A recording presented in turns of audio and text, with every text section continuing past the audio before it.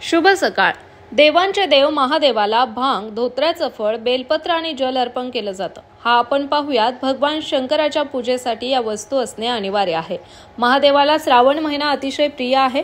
भगवान शंकराची पूजा केल्याने सर्व रखडलेली कामे पूर्ण होतात। आज आपण भगवान शंकराला भांग आणि धतुरा का अर्पण केला जातो याबद्दल जाणून घेणार आहोत। चला तर मग जाणून घेऊया भक्तांवर शीघ्र प्रसन्न होणाऱ्या भगवान शंकराच्या शिवलिंगावर भांग आणि धतुरा का अर्पण केला जातो। शिवपुराणानुसार शिवलिंगावर भांग आणि धोत्रा अर्पण करण्याची प्रसिद्ध पौराणिक कथा आहे। असे म्हणतात की समुद्र मंथनाच्या वेळी जेव्हा समुद्रातून अनेक वस्तू बाहेर आल्या तेव्हा देव आणि दानवांनी त्यांना आपापसात वाटून घेतले। समुद्र मंथनात विषाचा प्यालाही बाहेर आला जो कोणीही घेण्यासाठी तयार नव्हते। त्यावेळी देव आणि दानव त्या विषाचा प्याला घेऊन भगवान शंकराकडे गेले।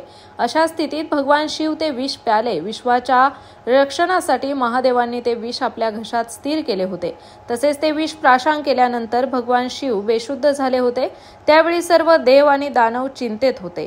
अशा परिस्थितीत विषाचा प्रभाव कमी करण्यासाठी सर्वांनी शिवाच्या डोक्यावर भांग आणि धोत्रा अर्पण केला होता। तेव्हापासून शिवलिंगावर भांग आणि धोत्र्याचं फळ अर्पण करण्यात आलं। याशिवाय शिवलिंगावर भांग धतुरा अर्पण करण्याची आणखी एक कथा आहे। महादेव नेहमी ध्यानात मग्न असत। कैलास पर्वतावर ते तप करत असत। कैलास पर्वतावर प्रचंड थंडी आहे। अशा थंडीत उघड्या अंगाने शिवजी तपश्चर्या करत होते। अशा स्थितीत त्यांना ऊब देण्यासाठी भांग आणि धतुऱ्याचा वापर केला।